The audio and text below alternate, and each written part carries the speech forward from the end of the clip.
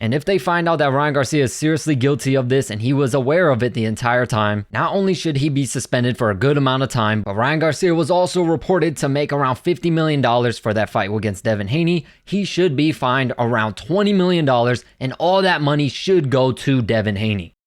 Oh man, of course, when you talk about Ryan Garcia in a positive light for once, finally gave him his props, gave him some praises, and it comes back to bite me in the ass. Just a couple days ago, I made this video talking about how more fighters need to start being like Ryan Garcia, because he was calling out Jaron Boots Ennis, so I'm like, yo, we need to start seeing this more often where fighters aren't trying to protect their records, they're not trying to stay undefeated, and instead, they're fighting the dangerous fights and giving the fans the type of fights that we want to see. And of course, just one day later, Ryan Garcia tests positive for performance-enhancing drugs. So it was reported that he tested positive for a PED called Osterine. And as you can see here, it says that Osterine is used to aid performance by helping athletes build muscle mass and enhance their rate of fat loss, and also increases stamina and recovery ability. So definitely some major red flags when Ryan Garcia tests positive for this, but hey, I'm not gonna crucify the guy right away. I understand, the fans of Ryan Garcia are very, very quick to defend him since he's denying all of this stuff. And then the people who do not like Ryan Garcia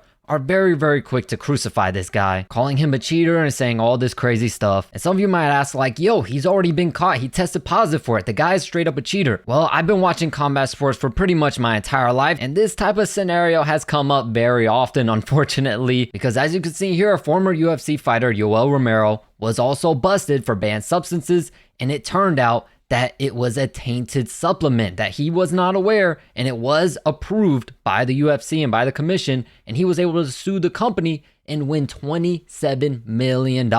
He was taking a completely legal supplement that just happened to be tainted. So even though his test results came back positive, he is still innocent. And I'm not gonna say that that's the case for Ryan Garcia. I'm not gonna be quick to call him innocent. The best thing you can really do in situations like this is to try to remain neutral until all of the facts come out. A lot of people who cover the sport or, have been following Ryan Garcia because of his recent dramas lately, going crazy, talking all this stuff, people thinking he's on cocaine. They're all being really, really quick to jump the gun and being like, yo, Ryan Garcia is a cheater and all this stuff. But we don't have all the facts yet, which is why they are demanding that Ryan Garcia submit another test sample so they can do further testing and really find out, was Ryan Garcia intentionally taking this stuff and has he been lying about it?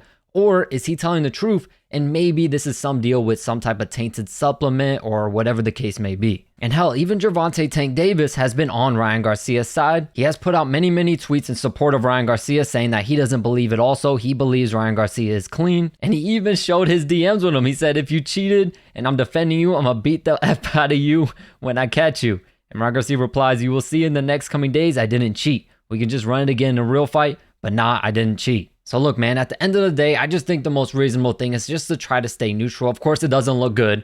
Ryan Garcia, it's in his system. So now it's up to the commission or whoever to do the proper testing and find out where it came from and how it got there. And if they find out that Ryan Garcia is seriously guilty of this and he was aware of it the entire time, not only should he be suspended for a good amount of time, but Ryan Garcia was also reported to make around $50 million for that fight against Devin Haney. He should be fined around $20 million, and all that money should go to Devin Haney. The commission or whoever should not touch that money. All that, Devin was the one that was taking those shots. He's the one that walked away with the damage. They need to find him a good amount of money, set a message, and they need to give all that money to Devin Haney. And I don't think the fight should be made a no contest. I think it should be a disqualification victory for Devin Haney also. And that's if they can prove that he was aware that he was taking PEDs in preparation for this fight. But there's also a chance Ryan Garcia could be telling the truth, so I'm not gonna sit here and jump the gun and call him guilty right away. I'm just gonna remain neutral, and what is in the dark will eventually come to light. I hope not only for Ryan Garcia's sake, but for the sake of boxing that he is telling the truth, because it would be such a shame if Ryan Garcia is truly a cheater. And in a sport like this where people put their life on the line for our entertainment. But feel free to let me know your thoughts in the comments down below. As always, I thank you all so much for your support, and I'll catch you in the next video.